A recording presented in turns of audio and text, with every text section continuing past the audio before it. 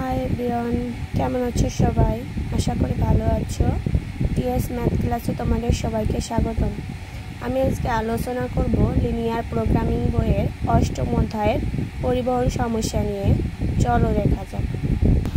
দেখো, আমি একটা ম্যাথ নিয়ে নিয়েছি, উদাহরণ ৭, ম্যাট্রিক্স মিনিমা পদ্ধতিতে সমাধান। এটা যদি আমি করতে হয় তাহলে দেখতে হবে আমাদের এই জায়গা যে উপাদানগুলো দেওয়া আছে, দেখো এই যে D1-এ, D2-তে, D3, D4-এ এবার সর্বনিম্ন কত, দেখো এখানে সর্বনিম্ন হচ্ছে অন।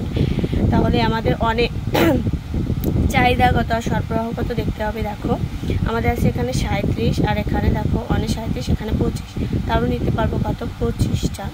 এখানে যদি 25 নেই তাহলে এই কলাম বরাবর ক্রস, আর এখান থেকে যদি 25 বাদ যায় তাহলে থাকে হচ্ছে, দেখো থাকে হচ্ছে 12। দেখো এই কলাম বরাবর যদি ক্রস হয় তাহলে যে উপাদানগুলো থাকবে এগুলো অফ হয়ে যাবে। সেমভাবে এই কলামে আর কোনো উপাদান যাবে না, অফ। সেমভাবে আবার দ্বিতীয় দেখতে হবে, আবার দ্বিতীয় এখানে এদের মধ্যে সর্বনিম্ন উপাদান কত, তাহলে আমরা দেখতে পাবো 3তে দেখো আমাদের এদিকে আছে 16 আর আমাদের লাগতেছে 34, তাহলে আমরা নিতে পারবো কত, 16টা। এদিকে 16 নিলে এই পুরো কলাম বরাবর ক্রস, তাহলে এদিকে আর কোনো উপাদান যাবে না। আর এদিকে 16 নিলে তাই এখান থেকে 16 বাদ গেলে থাকে হচ্ছে, দেখো থাকে হচ্ছে 18। সেমভাবে আমাদের আবার তাকাইতে হবে যে আর কোন উপাদানটা ছোটো আছে। দেখো এদের মধ্যে ছোটো উপাদান হচ্ছে 3। এখন 3কে নিয়ে কাজ করে দেখো এদিকে আমাদের রয়েছে 19, এদিকে 18, তাহলে আমি নিতে পারবো কত, 18টা। তাহলে এদিকে 18 নিলে এই কলাম বরাবর ক্রস, তাহলে এই কলাম বরাবর ক্রস হলে এটা বাদ, আর এখানে থাকতেছে একটা উপাদান। সেমভাবে আমি আর একটা কলাম আছে, দেখো এই কলামটা, এখানে দেখো সর্বনিম্ন উপাদান কত, 6 দেখো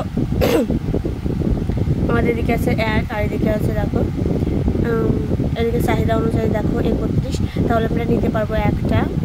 তাহলে এদিকে একটা নিলে থাকতেছে অবশিষ্ট হচ্ছে 30টা, আর এখানে একটা নিলে এই বরাবর ক্রস, তাহলে এই বরাবর আর কোনো উপাদান যাবে না। দেখো কোনো উপাদান নাইও, এখানে 30টা। এবার এর বাদ বাকি আর যে উপাদানগুলো বাদ আসছে তাদেরকে ছোটো কত, দেখো 7 দেখো আমাদের চাহিদা আছে কত, 18, সরবরাহ আছে হচ্ছে 18, চাহিদা আছে 30।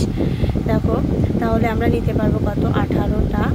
আর এদিক থেকে যদি 18টা নিই তাহলে এটা ক্রস হয়ে যাবে, আর এদিক থেকে 18টা নিলে বাদ থাকতেছে আমাদের কত, দেখো বাদ থাকতেছে আমাদের হচ্ছে 12টা।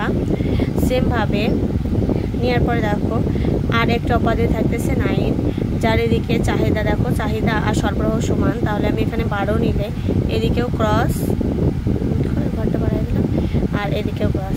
সেমভাবে তাহলে আমাদের মিলে গেছে। এভাবে আমাদের জেড কীভাবে বের করবো, জেড কত, দেখো এই উপাদান কত, 16 গুণ 3 প্লাস, দেখো এই লাইনের দিকে 18 গুণ 3, দেখো এদিকে 18 গুণ 3, আর মিলছে কত, দেখো প্লাস 1 গুণ 6, দেখো প্লাস 12 গুণ 9 প্লাস দেখো 18 গুণ 7 প্লাস দেখো 25 গুণ 1।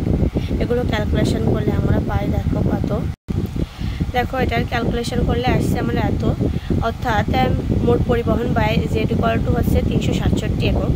এভাবে করলে তোমরা সহজেই ম্যাট্রিক্স মিনিমা পদ্ধতিতে সমাধান করতে পারবে।